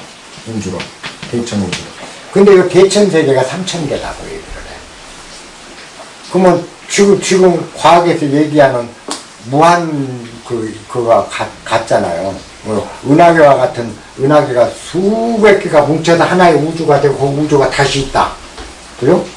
다중우주론 나온 게 요거죠. 옛날 우리 어른들, 그 사람들은 원시시대 때 이분들이 뭘 했는지, 외계인에서 왔는지, 우리 문명, 이전의 문명에서 전수 받은지 모르지만, 일단, 정말 고대 그 철학에 들어가면, 지금 양자론이나 우주 물리학 이야기하고 있는 것을 오랜 옛날에 얘기를 해요. 심지어 중국 산해경이라는 책은 언제 써진 건지도 몰라. 책 자체가. 아예 언제 써진지, 거기 보면, 지금 지구가 아니에요. 산해경 책에 적힌 내용, 지금 지구가 아니에요. 근데 거기에도 보면 정말 볼 게 많아. 근데 요건 한번 그 상대적 이론 공부를 해야 돼. 근데 여러분들이 생각하셔야 할 건 그거예요. 우리가 지금 다른 복잡한 건 없고, 윤회를 했을 때 과거로도 태어나고 미래에도 같이 태어날 수 있다라는 거는 머릿속에 넣으시면 돼요. 이건 거짓말 아닙니다. 그건 제가 확인 분명히 해드릴 수 있는 거고, 그리고 몇백 년, 몇천 년 전으로도 가능해요. 근데 여러분들이 그 중요한 건 그거예요. 내가 간곡히 발언을 하면, 정말 과거에 태어나려고 많이 기도를 하고 이렇게 발언을 하면, 단단히 마음에 새기면 과거로 가요. 그리고 미래로도 가고. 시간이 이렇게 흐르는 게 아니기 때문에.